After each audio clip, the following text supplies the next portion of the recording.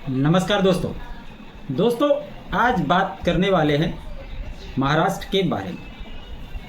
पिछले कुछ समय से महाराष्ट्र में जिस प्रकार की राजनीति और राजनीतिक घटनाक्रम घटी है, आपने देखा कि जो एक समय पर महाराष्ट्र के लोग ठाकरे नाम का एक सम्मान था, जब बाला साहब हुआ करते थे और जो उनकी हिंदुत्व की छवि थी,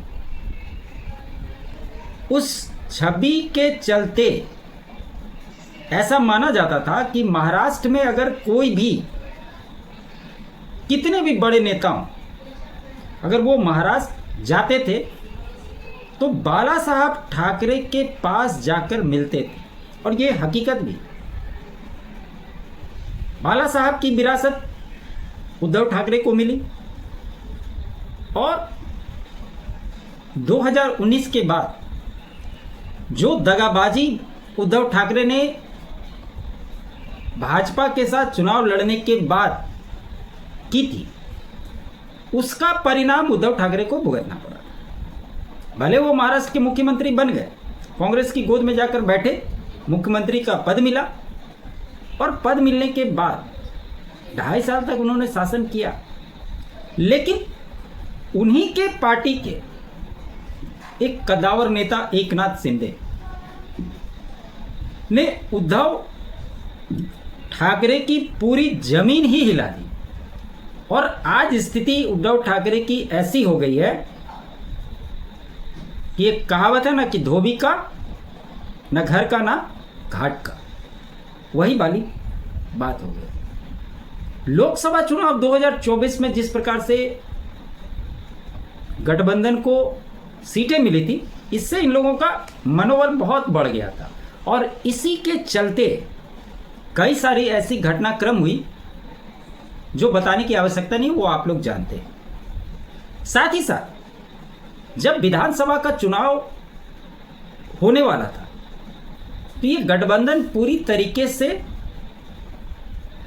कॉन्फिडेंट थी कि सत्ता तो उनकी ही आनी है हर हाल में, क्योंकि सारे दाव पेच, सारे कुछ इनके फेवर में उससे पहले तक हुए थे।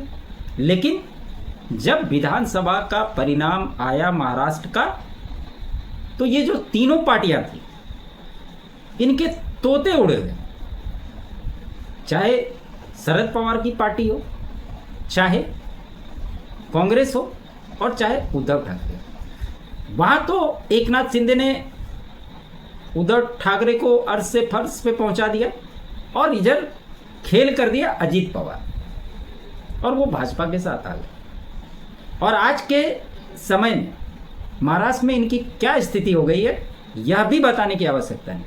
मैं इतनी बातें आपको क्यों बताया, वो जिस टॉपिक पे हम लोग बात कर रहे हैं इसी को रिलेट करती है, क्योंकि आने वाले समय में महाराष्ट्र में बीएमसी का चुनाव है और इनकी सारी दावेदारी उस चुनाव को लेकर पड़ी हुई है। आपने देखा किस प्रकार उद्धव ठाकरे ने कह दिया कि ये लोकल बॉडी चुनाव है, हम गठबंधन में नहीं लड़े, मतलब वहाँ सब अलग अलग लड़े। लेकिन उसी में एक घटनाक्रम घटा फिर से हिंदी और मराठी भाषी को लेकर। और आप तो जानते हैं कि राज ठाकरे की पार्टी और राज ठाकरे किस प्रकार की भाषा बोलने के लिए जाने जाते हैं, किस प्रकार से उनके लोगों ने उपद्रव मचाया और अंततः उद्धव ठाकरे और राज ठाकरे कई वर्षों के बाद एक मंच पर आए, हाथ मिलाया और इतना ही नहीं, इन्होंने ये भी घोषणा की कि हम चुनाव मिलकर लड़ेंगे। तो एक लोकल बॉडी चुनाव हुआ दोस्तों महाराष्ट्र में। वो किसका चुनाव था? बेस्ट मतलब बढ़िया वाला बेस्ट नहीं, बेस्ट मुंबई की कई सारी फैसिलिटीज़ को टेक ओवर करके उसकी सर्विसेज प्रोवाइड करती है, जिसमें से जो बसेस चलते हैं मुंबई में वो बेस्ट के अंदर में ही आती है, उसको बेस्ट के नाम से जाना जाता है।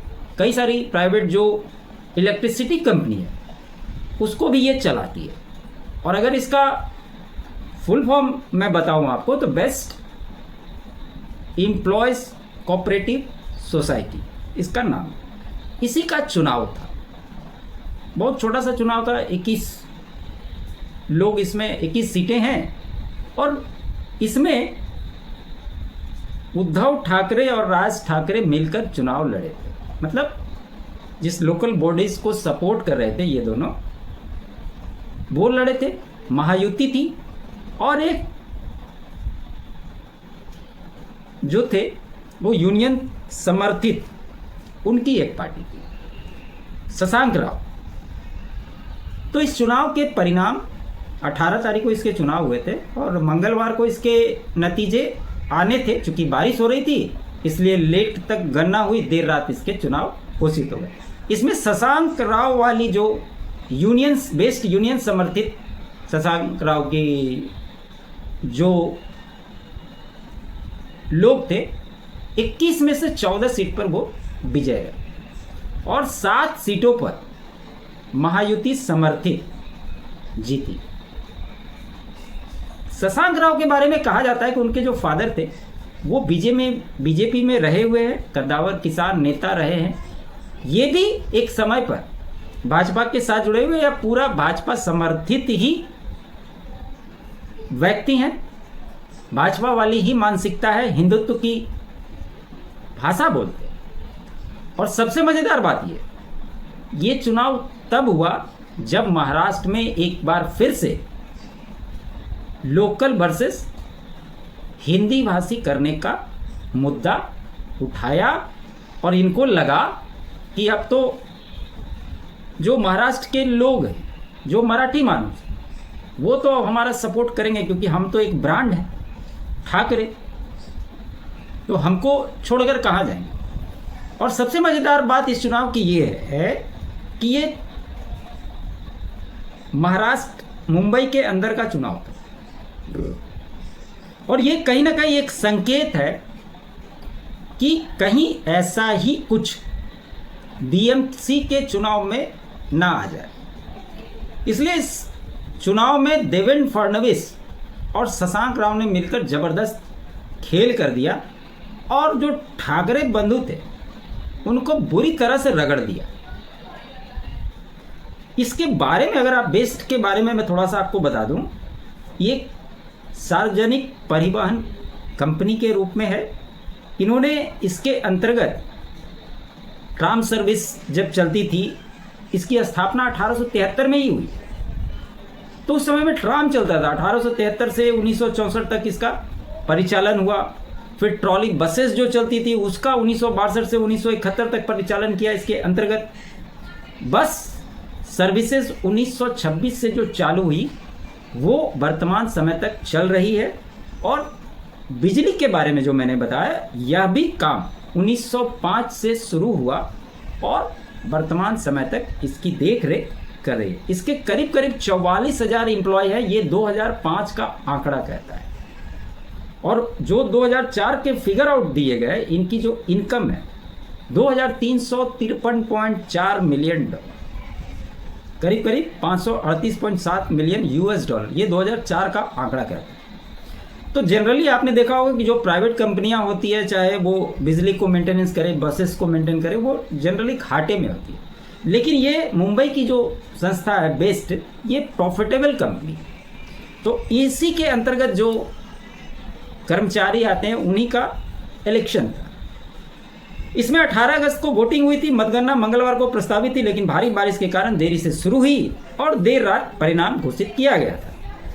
अब इसमें किसे कितनी सीटें मिली ये तो मैंने बताया, लेकिन वोटर पटपेड़ी की कुल 21 सीटों के लिए हुए चुनाव में शशांक राव पैनल ने बाजी मारते हुए 14 सीटों पर जीत दर्ज की। वहीं महायुति समर्थित सहकार समृद्धि पैनल ने 7 सीटें जीती। इन्होंने एक लोकल कम्युनिटी बनाकर उसके अंतर्गत चुनाव लड़ा था। जबकि ठाकरे ब्रदर्स का उत्कर्ष पैनल पूरी तरह साफ हो गया और 0 सीट पर सिमट गए।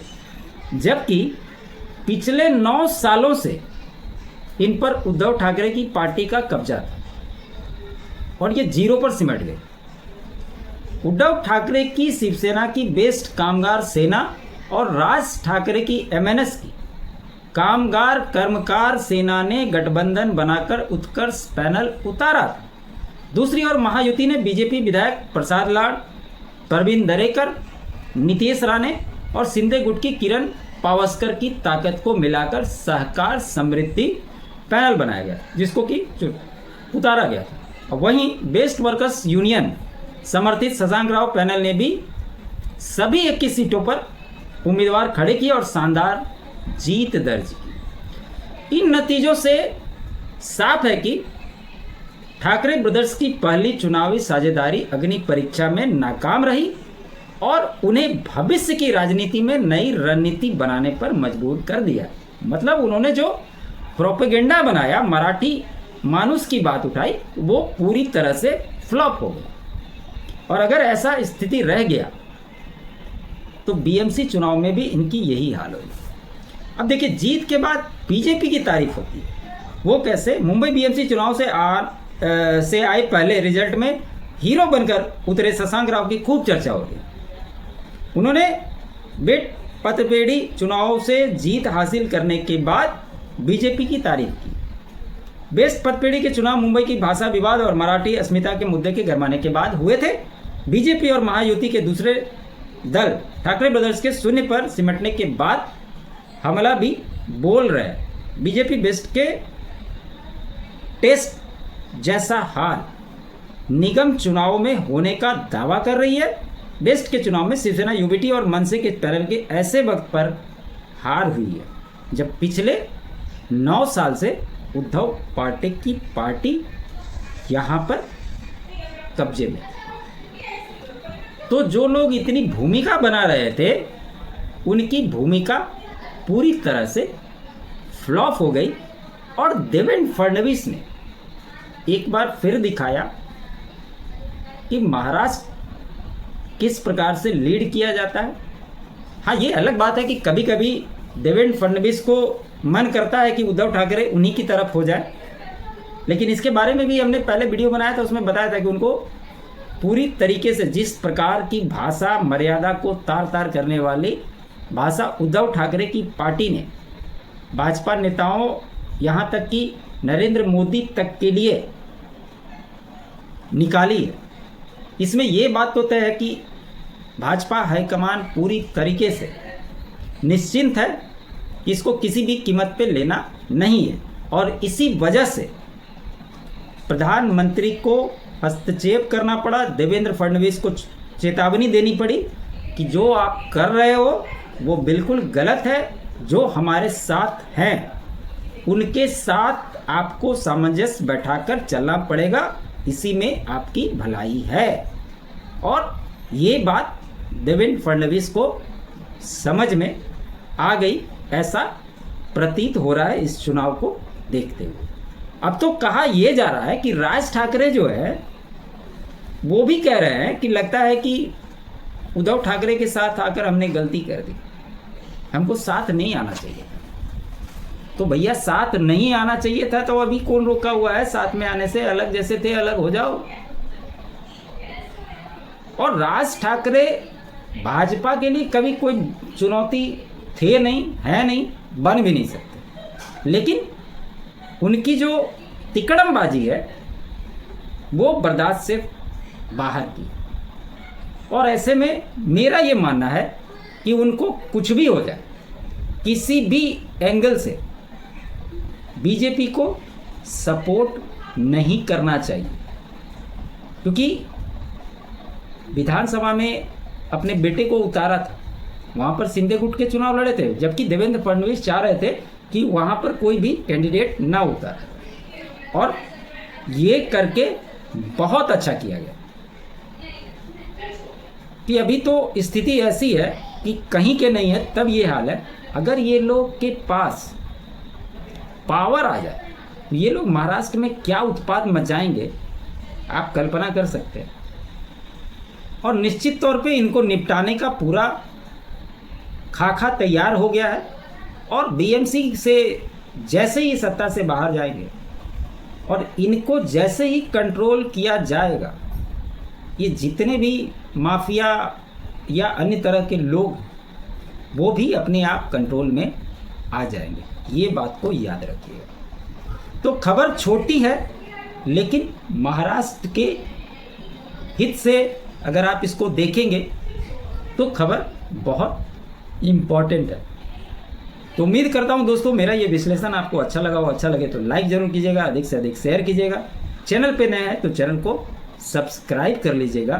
साथ ही साथ आप सभी से रिक्वेस्ट है, मेरे अल्टरनेट चैनल फैक्ट्स बाय प्रेम को भी आप सब्सक्राइब जरूर करें। अगर आप कुछ कंट्रीब्यूट करना चाहते हैं तो QR कोड स्क्रीन पे है। आप सभी का बहुत बहुत धन्यवाद। जय हिंद, जय भारत।